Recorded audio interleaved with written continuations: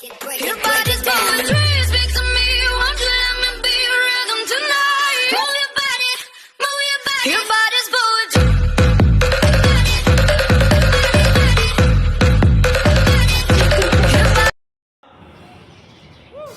បាទសូមជម្រាបសួរដល់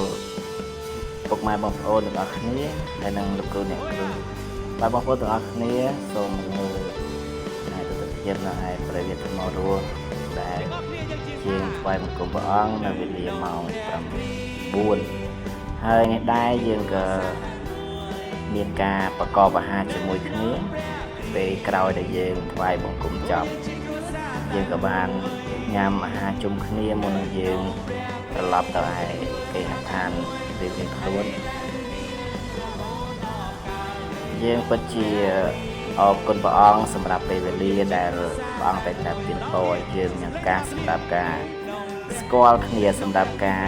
ញ៉ាំអាហាររួមគ្នានៅឯព្រះវិហារផងដែរទោះបីយើងជាអ្នកមកពីកន្លែងផ្សេងគ្នាក៏ប៉ុន្តែយើងរួមគ្នា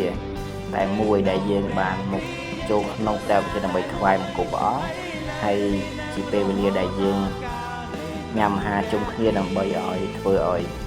ការយើងបានស្គាល់គ្នាតាមរយៈព្រះអង្គ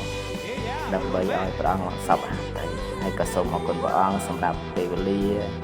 ដ៏ជាពេលវេលាដ៏ពិសេសនេះផងដែរហើយសូមឲ្យពុកម៉ែបងប្អូនទាំងអស់គ្នានៅតែជាប់ជាមួយព្រះអង្គសូមព្រះអង្គប្រទានពរសូមរកដំណើរកំសាន្តផ្សេងឬក៏ការធ្វើដំណើរទៅឯគេហដ្ឋានសូមព្រះអង្គថែរក្សាសូមព្រះប្រទានពរ